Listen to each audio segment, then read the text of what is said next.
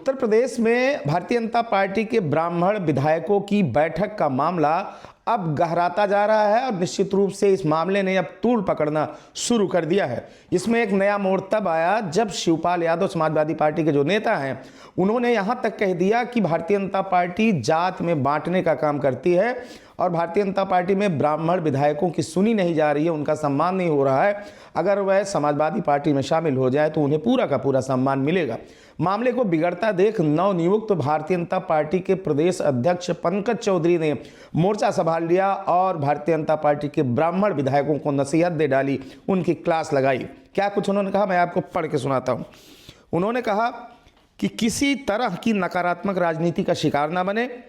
भाजपा सिद्धांतों और आदर्शों वाली पार्टी है। इस तरह का कोई भी काम पार्टी के संविधान और आदर्शों के अनुकूल नहीं है।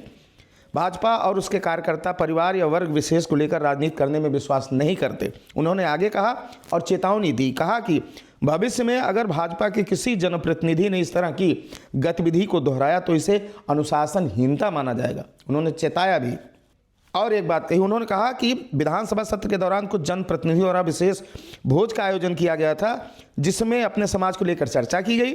हमने विधायकों के साथ बातचीत की है, सभी को स्पष्ट कहा है कि ऐसी कोई भी गतिविधि भाजपा की संवैधानिक परंपराओं के अनुकूल नहीं है। विधायकों से भविष्य में अलर्ट रहने को कहा गया है।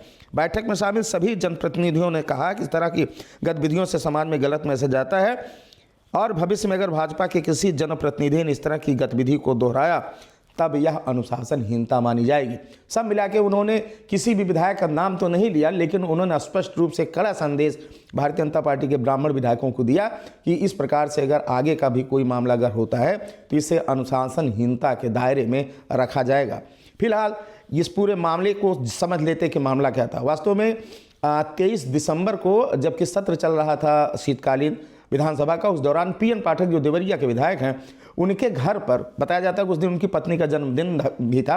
उनके आवास पर लगभग 50 के इर्द गिर्द ब्राह्मण विधायकों की बैठक हुई जिसमें से कुछ विधायक दूसरी दल के भी थे, दूसरे पार्टी के भी थे और वहाँ पर ब्राह्मण विधायकों ने वहाँ पर जो जुटान किया उसमें बहुत सारे मुद्दों पर चर्चा की गई जिसमें बहुत सारी बातें उभर के सामने आई। लोगों ने कहा कि उसमें इस बात की चर्चा हुई कि ब्राह्मणों की सुनी नहीं जा रही है और ख़ास तौर से प्रशासन सहयोग नहीं कर रहा, सरकार उनको पावर नहीं दे रही है। उनके समाज के डिप्टी सीएम बनाए तो जरूर गए हैं लेकिन सरकार ने उनको पावर नहीं दी है। इसके साथ ही ब्राह्मण समाज के राजनीति में भागीदारी हिस्सेदारी को लेकर भी कई सारी चर्चाएं की गई। आपको आगे बता दें कि एक बार फिर से वहां पर दोहराया गया है कि 5 जनवरी को ब्राह्मण विधायकों की यह बैठक एक बार फिर से होगी। इधर पंकज चौधरी ने चेता तो जरूर दिया है लेकिन उधर 5 जनवरी के बैठक का ऐलान भी वहां पर कर दिया गया है। अब की बार इस बैठक में पूर्व विधायक, पूर्व सांसद, पूर्व आईपीएस, पूर्व पीपीएस और पूर्व पीसीएस और रिटायर्ड जजों को भी शामिल किया जाएगा और समाज को आगे बढ़ाने के लिए तमाम सारे मुद्दों पर एक बार फिर से गहनता से विचार किया जाएगा।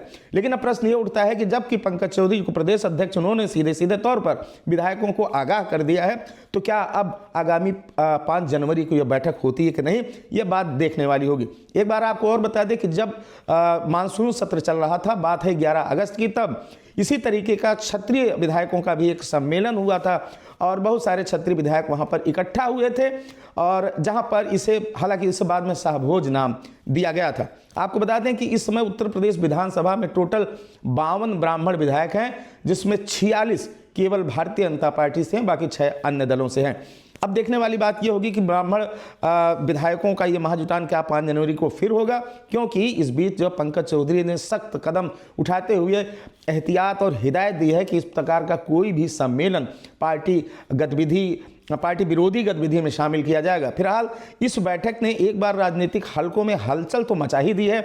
बात केवल राज्य तक नहीं, केंद्र तक भी गई है और इस बार भारतीय जनता पार्टी और खासतौर से उत्तर प्रदेश सरकार इसको लेकर बेहद अलर्ट है, क्योंकि इस घटना को सरकार एक सामान्य घटना और संगठन इसको एक सामान्य घटना नहीं मान रही है। इसीलिए शायद पंकज चौधरी फ्रंट पर आए और उन्होंने ब्राह्मण विधायकों की नसीहत दी है। अब देखना है, दिलचस्प होगा कि 5 जनवरी को जो दोबारा बैठक बुलाई जानी है वो होती है या नहीं। क्या कुछ होता है हम आपको अपडेट करते रहेंगे। हमको दे इजाजत और देखते रहना GBUP। शुक्रिया।